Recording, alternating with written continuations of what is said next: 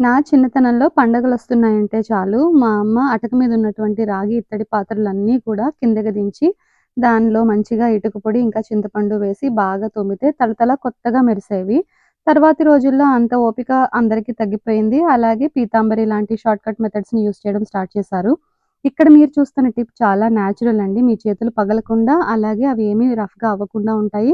న్యాచురల్‌గా చక్కగా మనం తోమేసుకోవచ్చు. ఇక్కడ నేను 2 చెంచాల వరకు గోధుమ పిండి, కొంచెం ఉప్పు, అలాగే పసుపు, నిమ్మరసం వేసి, కొద్దిగా వాటర్ కూడా వేసి పేస్ట్‌లాగా చేసి, ఆ పేస్ట్‌ని మీరు ఇత్తడి, రాగి పాత్రల మీద గనక తోమడానికి యూజ్ చేస్తే అవి తిరిగి చాలా కొత్త వాటిలా వస్తాయి.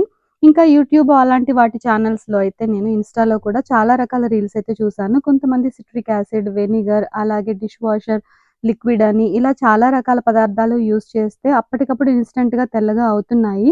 కానీ దానివల్ల మనం పంచపాత్ర అలాంటివి మనం పూజకి యూజ్ చేసే వాటిలో అందులో ఉన్న వాటర్‌ని తిరిగి తీర్థంలా సేవించేటప్పుడు అవి కూడా డిటర్జెంట్ స్మెల్ అనేవి రావడం నేను గమనించాను. సో, నాకు ఆ టిప్స్ అన్నీ కూడా నాకు నచ్చలేదు.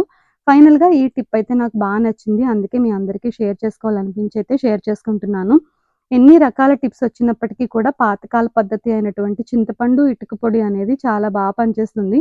మీకు గనక అందుబాటులో ఉంటే తప్పకుండా ఆ టిప్ అయితే ట్రై చేయండి. చాలా రోజుల వరకు అవి నల్లబడకుండా ఉంటాయి.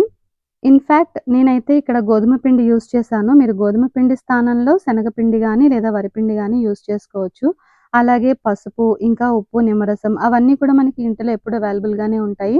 ఆల్ న్యాచురల్ ఇంగ్రీడియెంట్స్ కాబట్టి మన చేతులు పాడవవు. అట్ దట్ సేమ్ టైమ్ ఈ పాత్రలని నేను తోమినప్పుడు అవి చాలా రోజుల వరకు నల్లబడకుండా ఉన్నాయి. వేరే వాటి టిప్స్‌తో పోలిస్తే ఇవి కొంచెం ఈజీగా అనిపిచ్చింది.